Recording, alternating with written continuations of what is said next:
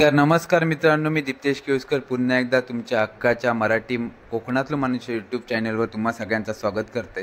तर सगळ्यात तुमका आधी समोर बघून समजलाच असताला, तर आज असा 7 सप्टेंबर आणि काल होतो 6 सप्टेंबर, म्हणजे सगळ्यांकडे डेकोरेशनची घाई होती. तर आम्हीसुद्धा डेकोरेशन करत होतो.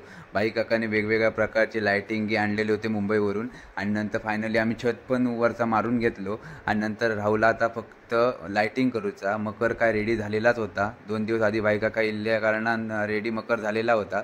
आणि नंतर आम्ही गेलेलो काल 6 सप्टेंबराक गणपती आमचो आणूक. तर ट्रकमध्ये म्हणजे टेम्पोमध्ये गणपती घातलो. आमच्याबरोबर नाना काका आणि राजा शेट्टीसुद्धा होतो, आणि दत्तू भाऊ आणि सगळे आमच्याबरोबर होते. आणि गणपती आमचं फायनली घराकडे आणलो. आणि घराकडे आणल्यानंतर तुमका गणेशाची मूर्ती कशी वाटते अवश्य कमेंट बॉक्समध्ये कमेंट करा.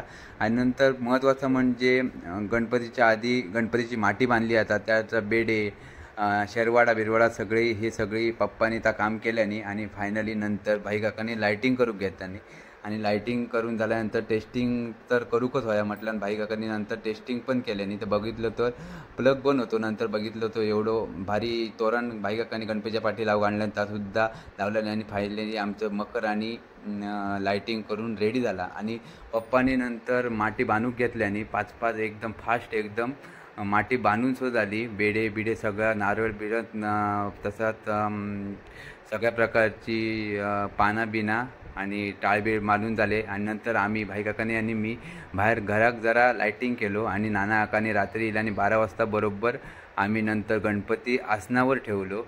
आणि गणपती आसनावर ठेवल्यानंतर कसं वाटतं ह्यासुद्धा अवश्य कमेंट बॉक्समध्ये कमेंट करा. आणि भाई काकांनी केलेला डेकोरेशन पण कसं वाटतं अवश्य कमेंट बॉक्समध्ये कमेंट करा. नंतर उजाडलो तो 7 सप्टेंबर म्हणजे गणपतीचा पहिला दिवस.